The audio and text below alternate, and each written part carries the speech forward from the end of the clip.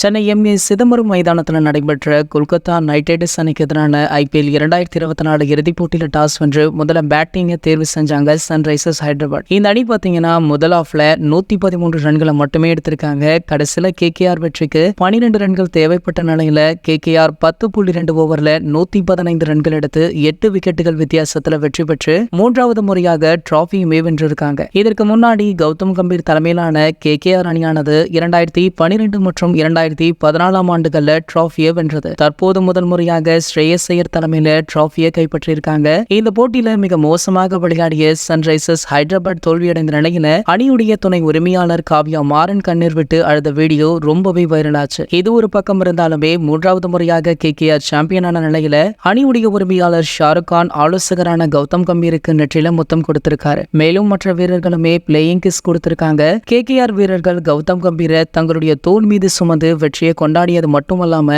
வெற்றி பெற்ற பிறகு நம்ம ஷாருக் கான் அவர்கள் மைதானத்தை சுற்றி வந்து அனைத்து வீரர்களுக்குமே நன்றி தெரிவித்தார். அப்போது இந்த போட்டி சென்னை மைதானத்தில் நடைபெறுவதால பல CSK ரசிகர்கள் இந்த போட்டியை காண வந்திருக்காங்க. அப்போது CSK அப்படின்னு கோஷமுமே இருக்காங்க. அதனை பார்த்து நம்ம ஷாருக் கான் அவர்கள் நானும் CSK வீரன் தான், CSK அப்படின்னு அவருமே கோஷமிட்டிருக்காரு. இந்த வீடியோ பாத்தீங்கன்னா தற்போது சமூக வலைதளங்கள்ல வைரலுமே ஆகிட்டு இருக்கு. இது போன்ற கிரிக்கெட் செய்திகளை பத்தி நீங்க உடனே தெரிஞ்சுக்க நம்மளுடைய கிரிக்கெட் நியூஸ் அப்டேட்ஸ் எனும் நம்ம சேனலை சப்ஸ்கிரைப் பண்ணிக்கோங்க. மேலும் பக்கத்தில் உள்ள பெல் ஐகானை கிளிக் பண்ணிட்டீங்கன்னா நீங்க நம்ம வீடியோவை மிஸ் பண்ணாம பார்க்கலாம்.